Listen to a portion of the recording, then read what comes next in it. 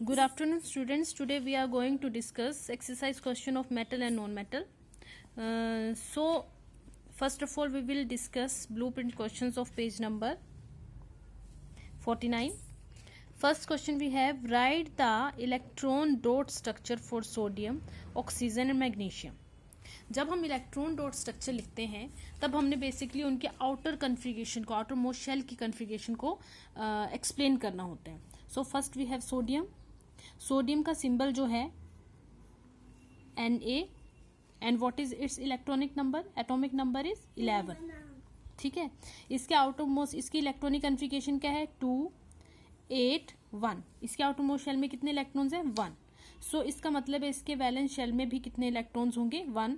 हमने इसमें valence shell को ही रिप्रेजेंट करना होता है. सो Na, चाहे तुम इसको ऐसे रिप्रेजेंट करो या फिर ऐसे, ठीक है, एक ही बात है. ये इलेक्ट्रॉन डॉट से करो या क्रॉस से, एक ही इलेक्ट्रॉन डॉट स्ट्रक्चर है. नेक्स्ट है ऑक्सीजन. ऑक्सीजन की इलेक्ट्रॉनिक कन्फिगरेशन 2 6. इसको कितने इलेक्ट्रॉन्स की रिक्वायरमेंट है, 2. तो वही इसकी वैलेंसी होगी 8 - 6 2. सो ऑक्सीजन, इसको ऐसे करो, सॉरी ऐसे करो या फिर ऐसे 6 इलेक्ट्रॉन को रिप्रेजेंट करो, एक ही बात है. ठीक है. नेक्स्ट है मैग्नीशियम. मैग्नीशियम के आउटरमोस्ट शेल में 2 इलेक्ट्रॉन्स होते हैं. We can represent it as, show the formation of Na2O MgO by the transfer of electrons. अब देखो Na2O एक बनाऊंगी मैं खुद और एक तुमने खुद बनाना है. Na2O का बना रही हूं मैं, Na2O. सोडियम 2 है हमारे पास. इसके इलेक्ट्रॉन डॉट स्ट्रक्चर, ये एक एटम को तुमने डॉट से रिप्रेजेंट करना है, एक को तुमने क्रॉस से कर देना है. और ऑक्सीजन के आउटरमोस्ट शेल में कितने इलेक्ट्रॉन्स होते हैं, 6. ठीक है. इसको 2 की रिक्वायरमेंट है और इनको एक एक लूज करने की रिक्वायरमेंट है, तो वो इसको दे देंगे अपने. ठीक है. और ये बन गया हमारे पास Na2 पॉजिटिव. ठीक है. और oxygen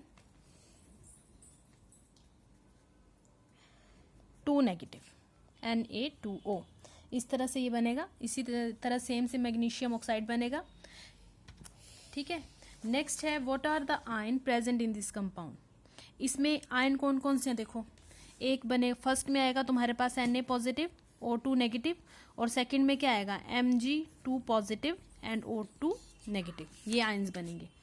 why do ionic compound have high melting point. इनका हाई मेल्टिंग पॉइंट क्यों होता है, these have high melting point because जो इनमें पॉजिटिव और नेगेटिव आयंस होते हैं वो पार्टिसिपेट करते हैं. these are closely packed and the ionic compound exist as crystalline solid. और इनकी जो इंटर आयनिक फोर्सेस होती हैं वो बहुत ज़्यादा स्ट्रॉन्ग होती हैं. ठीक है. They have strong inter ionic forces of attraction and have high melting and boiling point.